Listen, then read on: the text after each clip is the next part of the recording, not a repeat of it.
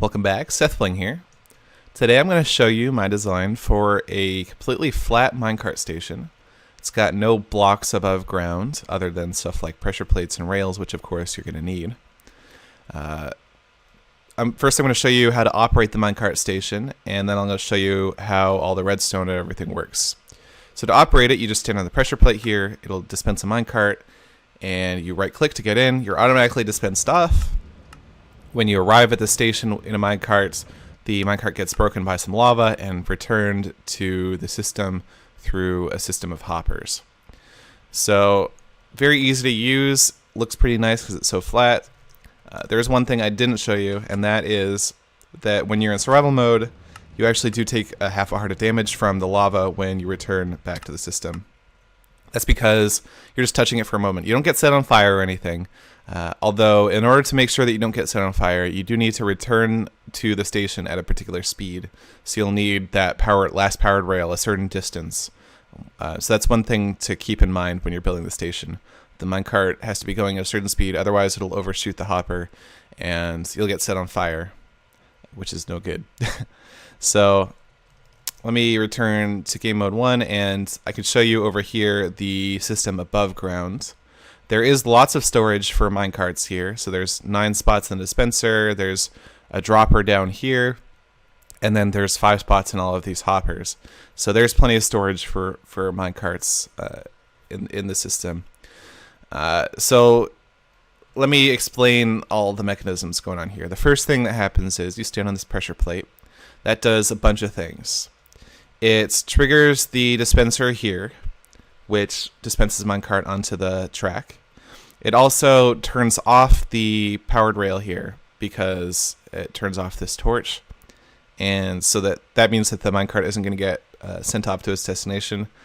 It triggers this piston here so that you have a block behind as kind of a backstop for the minecart, which will allow it to get sent off when the powered rail is turned on. And then it also triggers this dropper here, which is used to basically elevate the minecarts by 1, because when they get returned to the system, they follow through this chain of hoppers, and you need some way to get the minecart back up to the dispenser so that it's useful. So that's what happens when you stand on the pressure plate.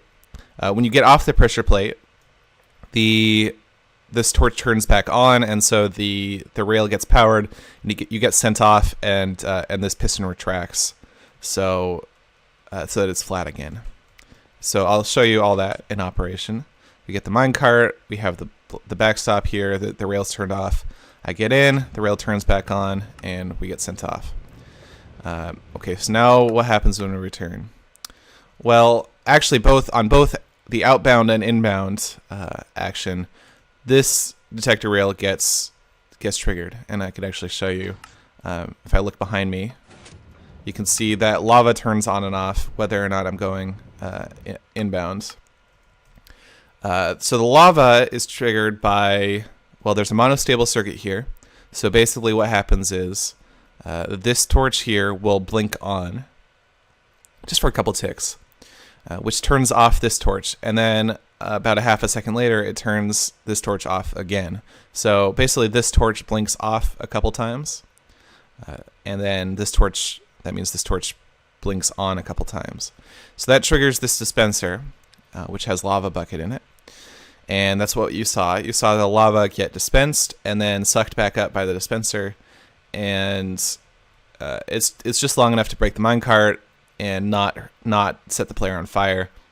Now, if you're going too fast or too slow when you enter the station, I don't know why it happens when you're going too slow, but when you're going too fast, you actually overshoot the hopper by a little bit too much, and you hit the dispenser for a long enough period of time that you actually get set on fire. So it is really important that you have the proper amount of separation here between the last powered rail on this track and the hopper and dispenser.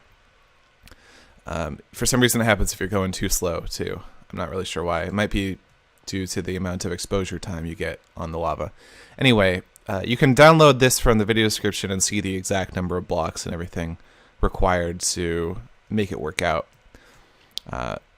the last thing that happens is, okay, so this dispenser breaks the minecart. Since the minecart is above the minecart item is above the hopper here, it gets put into the hopper, which feeds down and over. There is a torch here which is powered, which is keeping this hopper frozen. So there's always going to be a minecart in this hopper, and then that turns off every time you step on the pressure plate. And then the minecart flows over into this dropper, and yeah, the loop continues.